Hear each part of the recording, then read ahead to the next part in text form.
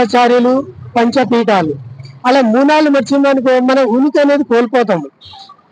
అదృష్టంగా మనం సనాతన ధర్మంలో హిందూ ధర్మంలో పెట్టినాం. మనం చేయాల్సిన ఆచారాలు పద్ధతులు మనం చేస్తూ ఉండు తదుపరి వచ్చే తరానికి కూడా మనం అందరికీ చెప్పాలి అది. కాబట్టి మూలాలు ఎప్పుడు మర్చిపోవద్దు.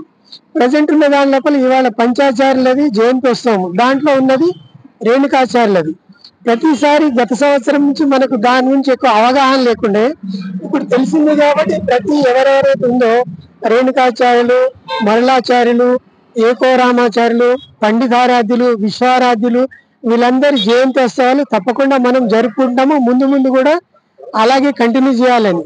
ఇలాగే మన సంఘ సంస్కర్తలు ఉన్నారు కదా, దాంట్లో బసవేశ్వరుడు, అక్కమాదేవి, అల్లమ ప్రభు, మిగతా వాళ్ళు వీళ్ళందరూ కూడా వాళ్ళ జయంతోత్సవాలు జరిగితే తప్పకుండా అది కూడా జరుపుకుందామని నా యొక్క మనవి. ఇక్కడికి వచ్చిన వీరశైవ అందరికీ మా యొక్క అభినందనలు. సమాజం తరఫున అందరికీ ధన్యవాదాలు తెలుపుకుంటున్నాను. జై పంచాచార్యులు, జై రేణుకాచార్యులు.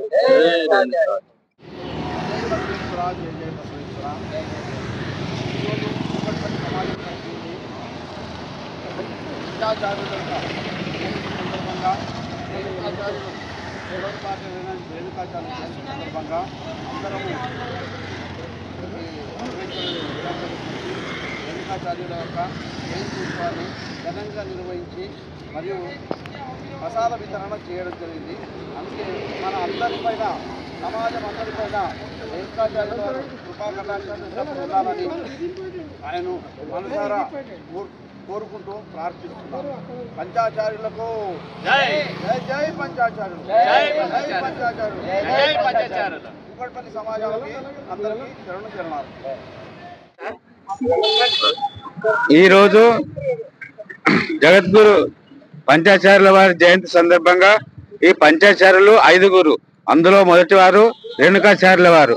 ఈ రేణుకాచార్యుల పీఠం ఎక్కడి నుంచి అంటే కొలనుపాక నుంచి మొదలైంది. కొలనుపాక నుంచి బసవ కళ్యాణ్ వరకు ప్రచారంలో మొదలైంది. మొదటి వాడు రేణుకాచార్యుల వారు. ఇట్లా 5 ఈ రేణుకాచార్యుల వారు ఒక గోత్రం ఏంటిదంటే వీరగోత్రం. 5గురు పంచాయతీలో 5 గోత్రాలు ఉన్నాయి. బసవ జై బసవ.